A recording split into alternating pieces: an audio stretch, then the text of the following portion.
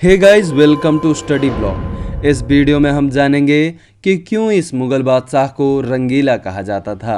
वैसे तो मुगल वंश में एक से बढ़कर एक शासकों ने जन्म लिया और सभी बादशाह लगातार अपने राज्य का विस्तार कर रहे थे। 4 युद्ध लड़के बाबर ने मुगल वंश की स्थापना की, वहीं हुमायूं ने अपनी खोई हुई गद्दी पुनः प्राप्त कर ली। इतिहास अकबर के नाम से पहले महान शब्द लगाता है। जहांगीर का शासनकाल चित्रकला का स्वर्णकाल, शाहजहां का शासनकाल स्थापत्य कला का स्वर्णकाल कहा जाता है और औरंगजेब अपनी कट्टरता के लिए जाना जाता था। लेकिन मुगल वंश का एक ऐसा भी बादशाह हुआ जो अपनी रंगीन मिजाजी को लेकर रंगीला नाम से जाना जाता था और उस शासक का नाम था मोहम्मद शाह रंगीला। यह बहादुर शाह के सबसे छोटे बेटे जहान शाह का पुत्र था। औरंगजेब इसका परदादा था। यह एक अयोग्य शासक था। शासन के प्रति उसका कुछ अलग ही रुख था।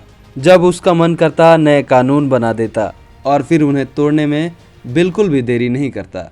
कभी कभी वह दरबार में औरतों के कपड़े पहनकर चला जाता तो कभी बिना कपड़ों के ही दरबार में चला जाता था। अधिकतम वह नशे में ही होता था और अपना समय पशु युद्ध देखने में व्यतीत करता था।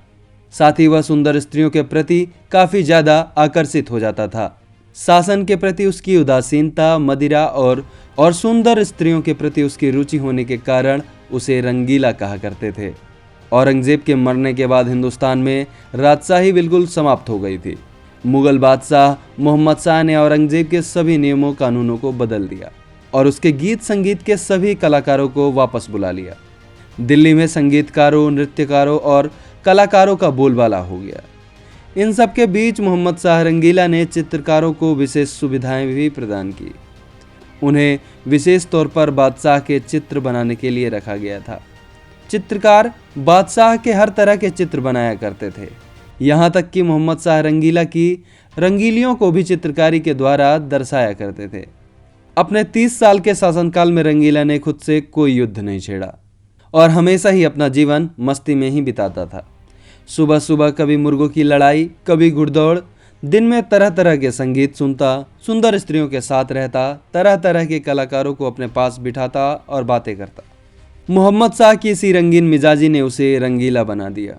1739 में नादिर शाह ने जब भारत पर आक्रमण किया तो मुगल सेना केवल 3 ही घंटों में हार गई। नादिर शाह ने दिल्ली में आक्रमण किया और कत्लेआम मचा दिया। साथ ही वह सारा धन दौलत लूट कर ले गया।